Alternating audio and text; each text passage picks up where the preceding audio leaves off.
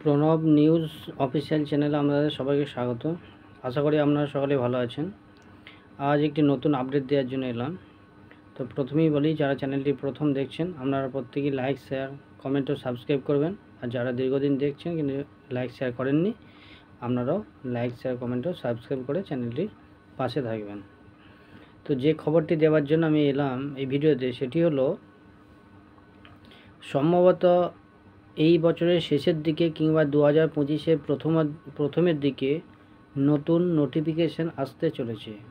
যেটা big breaking, সেটা হচ্ছে এই বছরের শেষের দিকে কিংবা 2025-এর প্রথমের দিকে নতুন নোটিফিকেশান আসতে চলেছে। অবশ্যই শিক্ষক নিয়োগের প্রায় 55,000 নতুন ভ্যাকেন্সিতে নিয়োগ হতে চলেছে। প্রায় 55,000 নতুন ভ্যাকেন্সিতে নিয়োগ হতে চলেছে। সম্ভবত প্রাইমারিতে প্রায় 25,000 এবং বাকি 30,000 হচ্ছে 5 to 12। বাকি 30,000 5 to 12। অর্থাৎ বুঝতেই পাচ্ছেন, একটা বড় সংখ্যক নিয়োগ স্কুলে হতে চলেছে। তো যারা দীর্ঘদিন ধরে অধীর আগ্রহে বসে আছেন, রাজ্যে প্রায় 6 থেকে 8 বছর কোনো নতুন নিয়োগ হয়নি, বিভিন্ন মামলার জটে নিয়োগ প্রক্রিয়া আটকে আছে, এখনও আটকে আছে, বাট হয়তো আশা করা যাচ্ছে খুব দ্রুতই নিয়োগ প্রক্রিয়া, মানে পুরনো যে নিয়োগ সেটা হয়তো খুব দ্রুতই মিটে যাবে। এই জট কেটে গেলেই নতুন নোটিফিকেশান চলে আসবে।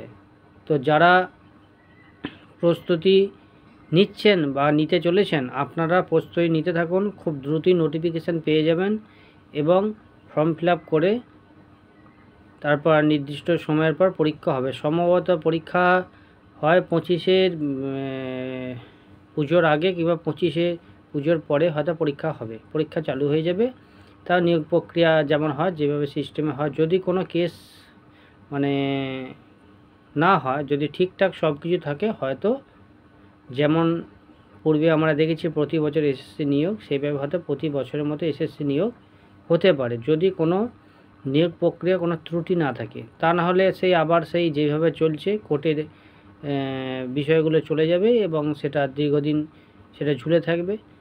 তো সরকারের যদি সদিচ্ছা থাকে, কমিশনের যদি সদিচ্ছা থাকে, পর্ষদের যদি সদিচ্ছা থাকে, তাহলে নিয়োগ প্রক্রিয়া স্মুথলি আবার বামফ্রন্ট আমলে যেভাবে চলতো প্রতি বছর এসএসসি নিয়োগ, সেইভাবে হয়তো চলবে, আশা করা যায়, যদি সরকারের অবশ্যই সদিচ্ছা থাকে।